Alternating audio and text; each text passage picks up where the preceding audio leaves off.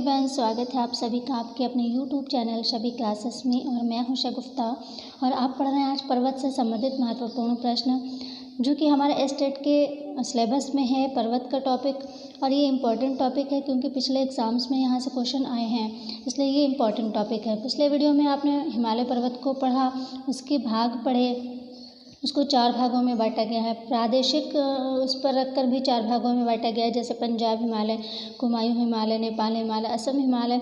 इस तरह से 4 प्रादेशिक भागों में भी बांटा गया। और जो उससे पहले 4 हिस्से जो आपने पढ़े हिमालय के, जैसे ट्रांस हिमालय, लघु हिमालय, ये सब चीज़ें भी आपने पिछले वीडियो में जाना। हिमालय की उत्पत्ति और उसका महत्व भी जाना। अब हम पढ़ेंगे पर्वत से संबंधित महत्वपूर्ण प्रश्न, क्योंकि जब आप प्रश्न उत्तर फॉर्म में देखेंगे तो इसमें आपकी ज़्यादा चीज़ें कवर होंगी, आपको नई नई चीज़ें जानने का मौका मिलेगा और आपकी ज़्यादा चीज़ें कवर हो जाएंगी। तो चलिए वीडियो स्टार्ट करते हैं। हमारा जो आज का वीडियो है वो क्वेश्चन आंसर फॉर्म में है। पहली बार वीडियो को देख रहे हैं, पहली बार हमारे चैनल पर आए हैं तो चैनल को सब्सक्राइब ज़रूर कर दीजिए, साथ ही बेल को दबाना, बेल को प्रेस करना बिल्कुल ना भूलें। तो चलिए वीडियो स्टार्ट करते हैं। जो हमारा पहला क्वेश्चन है, किस हिमालय चोटी को सागर माथा कहते हैं? बहुत ही इम्पॉर्टेंट क्वेश्चन है ये। किस हिमालय चोटी को सागर माथा कहते हैं? कंचनजंगा को, धौलागिरी को, नंगा पर्वत को या माउंट एवरेस्ट को? तो किस जो पर्वत को या किस हिमालय की चोटी को सागर माथा कहते हैं? तो वो कहते हैं माउंट एवरेस्ट को, यानी डी ऑप्शन सही हो जाएगा। माउंट एवरेस्ट को सागर माथा कहते हैं। और सागर माथा कहाँ कहते हैं? जो माउंट एवरेस्ट है इसको हिमालय में नेपाल में सागर माथा कहते हैं। जो माउंट एवरेस्ट है उसको नेपाल में सागर माथा बोलते हैं। और चीन में जो है चोमोलंगमा कहते हैं। चीन में चोमोलंगमा कहते हैं और नेपाल में जो है वो क्या कहते हैं? सागर माथा कहते हैं। ये जो है चीन में बोलते हैं चोमोलंगमा, ठीक है, ये कहते हैं चीन में। तो सागर माथा नेपाल में कहते हैं, चोमोलंगमा चीन में कहते हैं। ये भी अगर आ जाए कि कहाँ कहते हैं सागर माथा तो आप बता पाएंगे नेपाल में कहते हैं। और किस को सागर माथा बोलते हैं? तो हिमालय को, माउंट एवरेस्ट को बोलते हैं। किस हिमालय चोटी को सागर माथा कहते हैं? माउंट एवरेस्ट को सागर माथा कहते हैं नेपाल में, ठीक। नेक्स्ट देखते हैं। नंदा देवी जो चोटी है वो कौन से हिमालय का भाग है? जैसे कि आपने जो 4 प्रादेशिक भाग पढ़े हिमालय के पिछले वीडियो में, तो नंदा देवी जो चोटी है वो कौन से प्रादेशिक भाग में? हिमालय के असम के हिमालय भाग में, कुमायूं हिमालय का भाग, नेपाल हिमालय का भाग या फिर पंजाब हिमालय का भाग? तो किस में है नंदा देवी चोटी?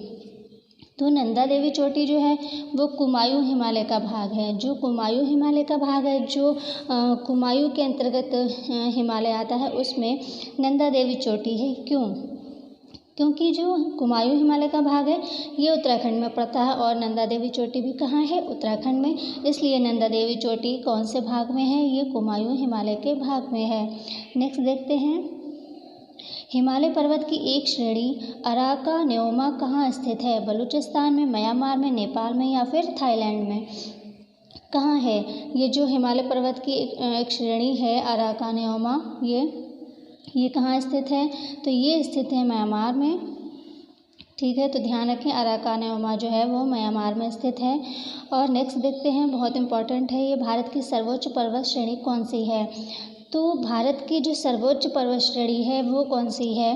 तो जो भारत की सर्वोच्च श्रेणी है वो सभी को पता होगा कि गॉडविन ऑस्टिन है, यानी कि K2 है। तो यहाँ पर ऑप्शन देखिए, गॉडविन ऑस्टिन, कंचनजंगा, नंदा देवी और एवरेस्ट। तो आपको पता है कि भारत की पर्वत श्रेणी, जो सर्वोच्च पर्वत श्रेणी वो कौन सी है? वो है गॉडविन ऑस्टिन, यानी जिसको K2 भी बोलते हैं। गॉडविन ऑस्टिन जिसको K2 भी बोलते हैं। और K2 क्यों कहते हैं इसको? K2 इसलिए कहते हैं कि क्योंकि ये जो गॉडविन ऑस्टिन ये जो है काराकोरम श्रेणी में स्थित है। काराकोरम, अब देखिए काराकोरम लिखेंगे हम तो K से स्टार्ट करेंगे, है ना? तो K से स्टार्ट करेंगे, इसलिए काराकोरम श्रेणी में होने के कारण यहाँ पर K लिया गया।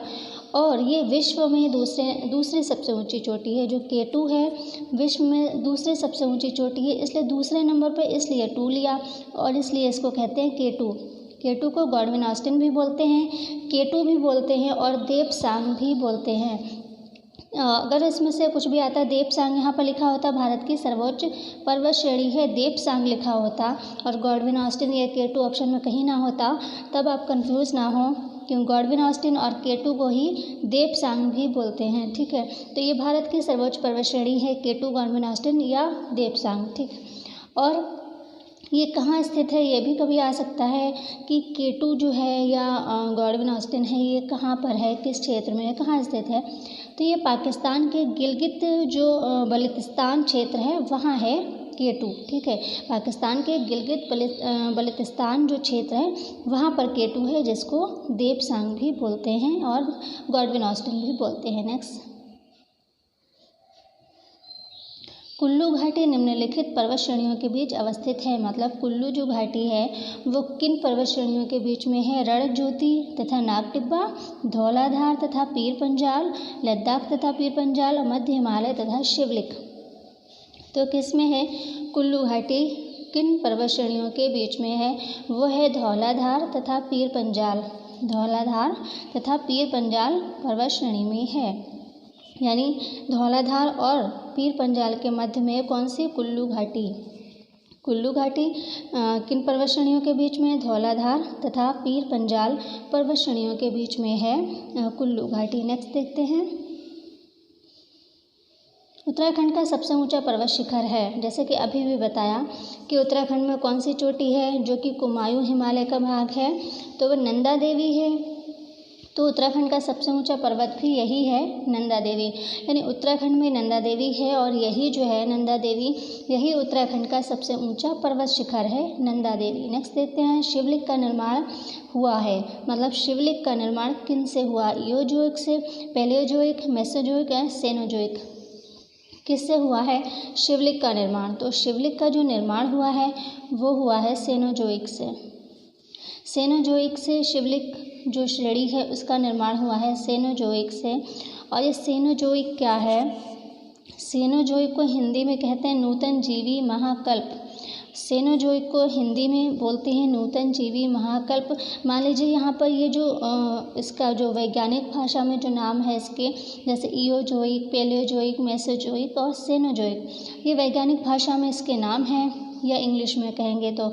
और लेकिन इसको अगर ये इंग्लिश में ना देकर हिंदी में दिए होते, तब आप अगर हिंदी में ऑप्शन हो तो वहाँ पे अगर नूतन जीवी महाकल्प लिखा है तो वो सही होगा, क्योंकि शिवलिक श्रेणी का निर्माण नूतन जीवी महाकल्प से हुआ है, जिसको इंग्लिश में सेनोजोइक बोलते हैं, या बोले कि जो भूवैज्ञानिक होते उनकी भाषा में इसको सेनोजोइक बोलते हैं, जिसको इंग्लिश में भी सेनोजोइक बोलते हैं। ठीक है, ये महाकल्प होते हैं। इसको युग बोल सकते हैं आप, एक काल बोल सकते हैं, युग बोल सकते हैं, जो कि आज से हज़ारों मिलियन वर्ष पूर्व जो है सेनोजोइक स्टार्ट हुआ था काल, जो कि अभी तक सेनोजोइक ही चल रहा है। बीच में है कुछ नए नाम आ गए हैं, लेकिन जो एक महाकल्प माना जाएगा तो सेनोजोइक है, जो कि अभी भी चल रहा है सेनोजोइक।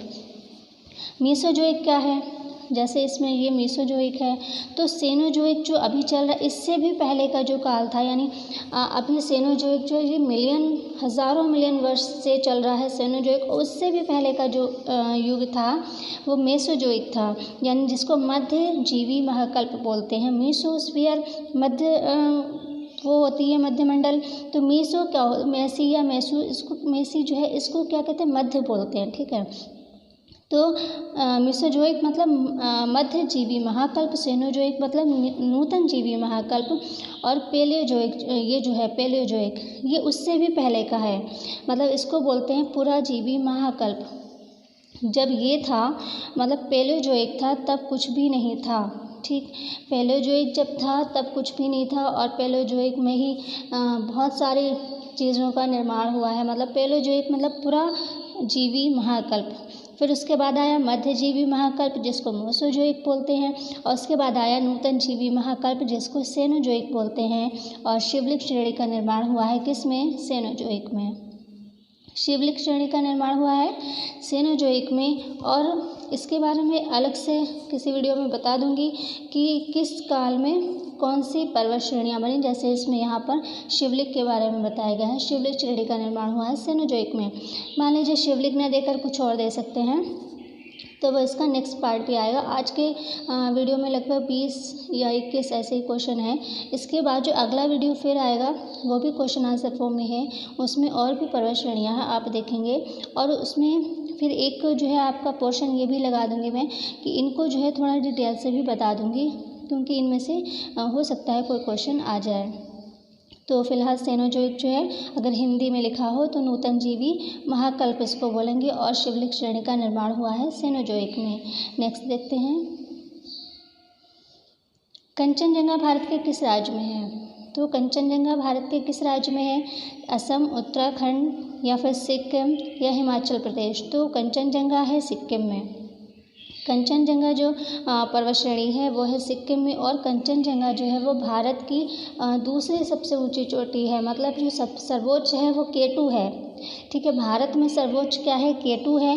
और अगर भारत में दूसरे नंबर पर पूछें तो कंचनजंगा है जो कि सिक्किम में है।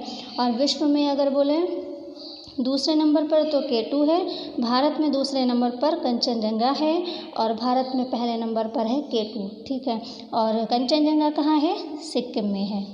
नेक्स्ट देखते हैं, निम्नलिखित में सबसे प्राचीन पर्वत श्रेणी कौन सी है? सभी को पता होगा। कई बार मैं हर वीडियो में लगभग अगर कुछ आता है ये नाम तो मैं बता देती हूँ कि ये प्राचीन पर्वत श्रेणी है, तो लगभग सभी को पता हो गया होगा। सबसे प्राचीन पर्वत श्रेणी है अरावली। अरावली जो है राजस्थान में है, और ये सबसे प्राचीन पर्वत श्रेणी है। सबसे प्राचीन पर्वत श्रेणी पूछा जाए अरावली है जो कि राजस्थान में है। नेक्स्ट देखते हैं, भारत में निम्नलिखित में से कौन सी पर्वत श्रेणी केवल एक राज्य में फैली है? ऐसी कौन सी पर्वत श्रेणी है जो केवल एक ही राज्य में फैली है? अरावली, सतपुड़ा, अजंता या फिर विंध्य है? कौन सी ऐसी पर्वत श्रेणी है जो केवल एक ही राज्य में फैली है? वो है अजंता, और ये कहाँ है? महाराष्ट्र में। अजंता जो है ये कहाँ है? महाराष्ट्र में, और ये केवल एक ही राज्य में फैली है। नेक्स्ट है, अरावली पर्वत का सर्वोच्च शिखर क्या कहलाता है? अरावली पर्वत यानी कि जो सबसे प्राचीन पर्वत श्रेणी है अरावली पर्वत, ठीक है, उसका सर्वोच्च शिखर क्या कहलाता है? देखो, हर पर्वत का सर्वोच्च शिखर होता है, तो अरावली पर्वत का सर्वोच्च शिखर कौन सा है? ये क्या बोला जाता है? उसको बोलते हैं गुरु शिखर। ठीक है, गुरु शिखर बोलते हैं। अरावली पर्वत जो है प्राचीन पर्वत श्रेणी है, और इसका जो सर्वोच्च शिखर है वो क्या कहलाता है? गुरु शिखर कहलाता है। गुरु, और ये दोदा बेटा अमरकंटक सॉरी, ये जो अरावली पर्वत का सर्वोच्च शिखर जो है ये है गुरु शिखर, और ये दोदा बेटा और ये जो शेर है अमरकंटक है ये दूसरी पहाड़ियाँ हैं। और ये दोदा बेटा जो है ये किसकी? ये नीलगिरी जो पर्वतमाला उसकी सबसे ऊंची चोटी है। जैसे अरावली पर्वत जो है इसकी सबसे ऊंची चोटी है गुरु शिखर, और अगर आता है नीलगिरी पर्वतमाला जो है नीलगिरी पर्वत श्रृंखला है उसकी सबसे ऊंची चोटी कौन सी है? तब आप लिखेंगे ये दोदा बेटा। ठीक है, ये जब लिखेंगे जब आपसे नीलगिरी पर्वत श्रृंखला की सबसे ऊंची चोटी पूछी जाए तब दोदा बेटा लिखेंगे, क्योंकि ये नीलगिरी पर्वत की सबसे ऊंची चोटी है। और यहाँ पर पूछा जा रहा है अरावली पर्वत की सबसे ऊंची चोटी कौन सी है? वो है गुरु शिखर। गुरु शिखर अरावली पर्वत की सबसे ऊंची चोटी है। नेक्स्ट, पश्चिमी घाट क्या है? पश्चिमी घाट आपने सभी ने पढ़े होंगे, जिसको सह्याद्री भी बोलते हैं। पश्चिमी घाट को क्या बोलते हैं? सह्याद्री भी बोलते हैं। तो ये क्या है? पश्चिमी घाट क्या है? ये एक अवशिष्ट पर्वत है, या एक मोड़दार पर्वत है, या एक भ्रंश कगार है, या फिर एक ज्वालामुखी कगार है? तो पश्चिमी घाट क्या है? पश्चिमी घाट एक भ्रंश कगार है। पश्चिमी घाट एक भ्रंश कगार है, और पश्चिमी घाट को क्या बोलते हैं? सह्याद्री भी बोलते हैं। और ये जो दूसरे हैं, मतलब ये तो हो गया भ्रंश कगार। मतलब भ्रंश कगार वो होता है, भ्रंश में होता है एक तरह से दरार या खाई जिसको बहुत गहरी हो जाती है दरार, और उसके जो किनारे हैं वो जो उस पर जो पहाड़ियाँ हैं, तो ये भ्रंश कगार बोली गई हैं। और ये पश्चिमी घाट क्या है? ये एक भ्रंश कगार है। अब देखें यहाँ पर जो मोड़दार पर्वत हैं ये कौन कौन से हैं? जो मोड़दार पर्वत होते हैं इनको वलित पर्वत भी बोलते हैं। अगर इनसे कोई क्वेश्चन आ जाता है तो भी आप आसानी से कर पाएंगे, क्योंकि अगर मोड़दार पर्वत लिखा है या वलित पर्वत लिखा है तो आप कंफ्यूज ना हो, मोड़दार पर्वत को ही वलित पर्वत बोलते हैं। जैसे कि पिछले जो हिमालय का वीडियो आपने पढ़ा उसमें भी आपने देखा कि जब हिमालय का निर्माण हुआ तो क्या हुआ, जो गोंडवाना लैंड था वो उत्तर की तरफ खसकता गया और जो मलबा उसका निक्षेपण होता गया किसमें, टेथिस सागर में जो मलबे का निक्षेपण होता गया तो वे परतें जैसी बन रही थी, एक मोड़ जैसे बन रहे थे, वलित होता गया और वो क्या हुआ, आज कहाँ वो क्या है, हिमालय है। तो मोड़दार पर्वत या वलित पर्वत का एक उदाहरण पूछे तो हिमालय, ठीक है। हिमालय एक मोड़दार पर्वत है या वलित पर्वत है। और कौन से हैं मोड़दार पर्वत, आल्प्स पर्वत जो है, ये जो विश्व में अगर पूछे तो आल्प्स पर्वत है, एंडीज पर्वत है, ये जो है मोड़दार पर्वत है। यहाँ अपने इधर आसपास के उसमें पूछे तो हिमालय जो है ये मोड़दार पर्वत है। रॉकी पर्वत जो है ये भी मोड़दार पर्वत है या वलित पर्वत है।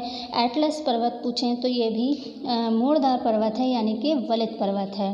तो मोड़दार या वलित पर्वत के अगर कोई पूछते हैं तो आल्प्स है, एंडीज़ है, हिमालय है, रॉकी है, एटलस है, ये सभी क्या है, मोड़दार पर्वत हैं या वलित पर्वत हैं। और पश्चिमी घाट क्या है, ये एक भ्रंश कगार है, ठीक है। पश्चिमी घाट एक जो है भ्रंश कगार है। अच्छा, ये मोड़दार पर्वत अब ये एक अवशिष्ट पर्वत भी ऑप्शन में है। तो अवशिष्ट पर्वत कौन कौन से हैं, जैसे विंध्याचल, अरावली जो कि सबसे प्राचीन पर्वत श्रेणी है, अरावली, सतपुड़ा, विंध्याचल, ये सभी जो है अवशिष्ट पर्वत में आते हैं। अवशिष्ट पर्वत पूछा जाए कि इनमें से कौन सा है, 4 ऑप्शन दिए हों, या फिर इस तरह से पूछा जाए, मान लीजिए विंध्याचल दिया है या सतपुड़ा दिया है, सतपुड़ा इनमें से कौन से प्रकार का पर्वत है, अवशिष्ट है, मुर्दार है, तो आप बता पाएंगे अवशिष्ट पर्वत है।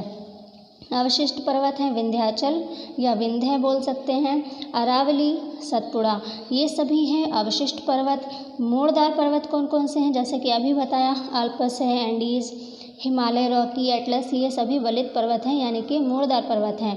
और पश्चिमी घाट क्या है, ये भ्रंश कगार है। और ज्वालामुखी कगार वो तो सभी को पता है, ज्वालामुखी, ठीक है। ये क्लियर हो गया, एक भ्रंश कगार है पश्चिमी घाट। नेक्स्ट देखते हैं, प्रायद्वीपीय भारत की उच्चतम पर्वत चोटी कौन सी है। प्रायद्वीपीय भारत किसको बोलेंगे, कौन से भारत का जो नक्शा होता है आपने देखा उसको कहाँ पर जो है, कौन से हिस्से को प्रायद्वीपीय भारत बोलेंगे, नक्शा होता है ये इस तरह का। फिर यहाँ पर ये जो नीचे का भाग इस तरह से होता है और ये श्रीलंका होता है। तो ये जो यहाँ से अगर लाइन खींच दें एक, तो ये जो नीचे का भाग है ये कहलाता है प्रायद्वीपीय भारत, क्योंकि ये 3 तरफ से पानी से घिरा होता है और एक तरफ स्थल होता है। इधर स्थल है क्योंकि भारत ऊपर भी तो नक्शा है ना, तो यहाँ स्थल है, इधर पानी, इधर पानी, इधर पानी, 3 तरफ इसमें जो है पानी है और एक तरफ स्थल है। और ये भारत का कौन सा हिस्सा है, नीचे का। जैसे ये नक्शा होता है तो ये नीचे वाला हिस्सा जो है, और यहाँ से अगर कट करें ये पूरा जो है ये प्रायद्वीपीय भारत बोला जाता है। तो प्रायद्वीपीय भारत की उच्चतम पर्वत चोटी कौन सी है, यानी प्रायद्वीपीय भारत में जो सबसे ऊंची चोटी है वो कौन सी, अनाईमुड़ी, दोड्डा-बेट्टा, महेंद्रगिरी या नीलगिरी। ये महेंद्रगिरी है, ठीक है, महेंद्रगिरी, ठीक। अनाईमुड़ी, दोड्डा-बेट्टा, महेंद्रगिरी या नीलगिरी कौन सी है प्रायद्वीपीय भारत में उच्चतम पर्वत चोटी, वो है अनाईमुड़ी, ठीक। ए नंबर अनाईमुड़ी ये है प्रायद्वीपीय भारत की उच्चतम पर्वत चोटी, अनाईमुड़ी। ध्यान रखें क्योंकि दोड्डा-बेट्टा किसकी है, ये तो नीलगिरी पर्वत जो श्रृंखला होती है, यानी ये जो नीलगिरी है इसकी सबसे ऊंची चोटी है दोड्डा-बेट्टा, ठीक है। तो प्रायद्वीपीय भारत की उच्चतम पर्वत चोटी कौन सी है, वो है अनाईमुड़ी, ध्यान रखें इसको। नेक्स्ट है पूर्वी घाट एवं पश्चिमी घाट पर्वत श्रेणियों का सम्मिलित स्थल है। मतलब जो पूर्वी घाट और पश्चिमी घाट इन दोनों श्रेणियों का सम्मिलित स्थल कौन सा, ऐसा कौन सा स्थल है जहाँ पर पूर्वी घाट और पश्चिमी घाट दोनों पाए जाते हैं, तो कौन सा है, पालनी पहाड़ी, नीलगिरी पहाड़ी, अन्नामलाई पहाड़ी या शेवराय पहाड़ी कौन सी है, जहाँ पर कौन सी पहाड़ी है ऐसी जहाँ पर पूर्वी घाट और पश्चिमी घाट दोनों ही मिलते हैं, तो वो है नीलगिरी पहाड़ी। नीलगिरी पहाड़ी यहाँ पर पूर्वी घाट और पश्चिमी घाट जो है दोनों मिलते हैं, तो इसको जो है ध्यान रखें। और पश्चिमी घाट को सह्याद्री भी बोलते हैं, ये ध्यान रखें आप। चलिए नेक्स्ट देखते हैं। भारत के सबसे दक्षिणी भाग में स्थित पहाड़ियाँ निम्न में से कौन सी हैं? सबसे दक्षिणी भाग में जो भारत का दक्षिणी भाग कौन सा होता है, नक्शा देखा है आपने, ऊपर उत्तर होता है, नीचे दक्षिण होता है। तो भारत के सबसे दक्षिणी भाग में, ठीक है, यहाँ पर ये देखें सबसे लिखा है, तो भारत के सबसे दक्षिणी भाग में स्थित पहाड़ियाँ निम्न में से कौन सी है? नीलगिरी, कार्डेमम, पालनी या फिर अन्नामलाई। तो कौन सी है? ये देखें, नीलगिरी, कार्डेमम, पालनी या कौन सी है? तो भारत के सबसे दक्षिणी भाग में जो स्थित पहाड़ी है वो है कार्डेमम, ठीक है। कार्डेमम जो है पहाड़ी, ये भारत के जो नक्शा आप देखें तो उसमें सबसे दक्षिणी भाग में स्थित पहाड़ियाँ, ठीक है। पहाड़ी नहीं पूछा जा रहा, अभी आप आगे एक और शायद क्वेश्चन देखेंगे इसी में। चोटी वहाँ पर आप देखेंगे सबसे दक्षिणी चोटी, भारत के सबसे दक्षिणी भाग में स्थित पहाड़ियाँ पूछा जा रहा है, तो वह कार्डेमम की पहाड़ियाँ हैं जो भारत के सबसे जो है दक्षिणी भाग में है। अच्छा, कार्डेमम जो है ये सबसे दक्षिणी पहाड़ी भी है, सॉरी यहाँ पर इसी में है, यही है, तो आप यही समझ लीजिए। नेक्स्ट क्वेश्चन शायद इसमें नहीं दिया है, अगले वीडियो में होगा। तो जो भारत के सबसे दक्षिणी भाग में स्थित पहाड़ियाँ हैं वो कार्डेमम पहाड़ियाँ हैं, और इसमें बहुत सी छोटी छोटी और भी पहाड़ी चोटी आती हैं, लेकिन जो सबसे दक्षिण जो पहाड़ी है वो भी कार्डेमम ही है, ठीक है। कार्डेमम जो भारत के सबसे दक्षिणी, मतलब बिल्कुल दक्षिण सिरे पर जो स्थित पहाड़ी है वो भी कार्डेमम है, और दक्षिणी भाग में स्थित पहाड़ियाँ पूछें तब भी आप कार्डेमम करें। और देखें, कार्डेमम को इलायची पहाड़ियाँ भी बोलते हैं, इलायची पहाड़ियाँ भी बोलते हैं किसको? कार्डेमम को, ये ध्यान रखें। और भारत के सबसे दक्षिणी भाग में स्थित पहाड़ियाँ भी यही हैं, कार्डेमम। नेक्स्ट देखते हैं, पूर्वी घाट पर्वत श्रेणी का सर्वोच्च शिखर है। पूर्वी घाट का, पश्चिमी घाट पढ़ा आपने, अब है पूर्वी घाट, इसकी पर्वत श्रेणी जो सबसे ऊंची है वो कौन सी है? पंचमढ़ी, महेंद्रगिरी, दोदा बेटा या अनाईमुडी। तो अनाईमुडी नहीं है ये, क्योंकि ऊपर हम देख चुके हैं। दोदा बेटा भी नहीं है। पंचमढ़ी, महेंद्रगिरी में से कौन है बताइए? पूर्वी घाट पर्वत श्रेणी का सर्वोच्च शिखर यह है महेंद्रगिरी। ध्यान रखें एक एक चीज़ को, कौन सी चोटी किसकी सबसे ऊंची चोटी है, यह सर्वोच्च शिखर है किसका? तो ये सभी अलग अलग पर्वतों के सर्वोच्च पर्वत शिखर हैं। तो पूर्वी घाट का जो पर्वत है, पूर्वी घाट वाले उन पर्वत श्रेणियों का सर्वोच्च शिखर है कौन सा? महेंद्रगिरी।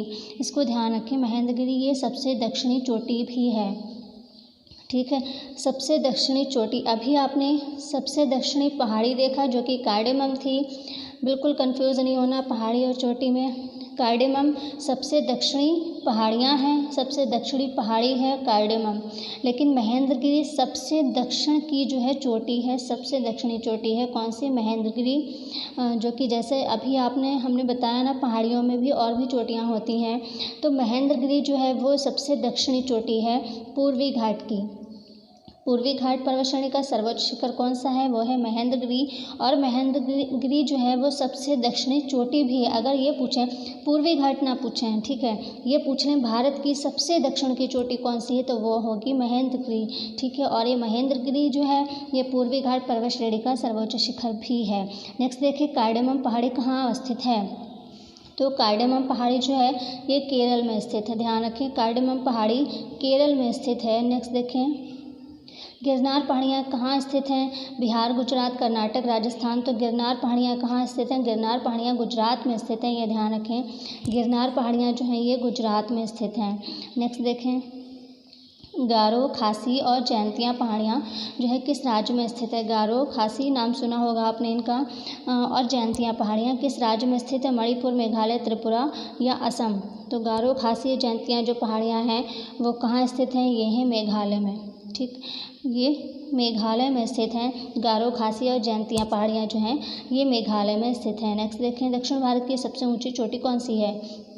दक्षिण भारत की सबसे ऊंची चोटी है अनाईमुडी। जैसे कि नाम से पता चल रहा, आपने साउथ की मूवीज़ देखी हों या दक्षिण भारत के बारे में आपको जानकारी हो तो आप देखें तो उनके नाम जो हैं, स्थानों के नाम, पर्वतों के नाम या नदियों के नाम कुछ इस तरह के ही होते हैं, तो आप नाम से भी पहचान सकते हैं। दक्षिण भारत की सबसे ऊँची चोटी कौन सी है? वो है अनाईमुडी, ठीक है।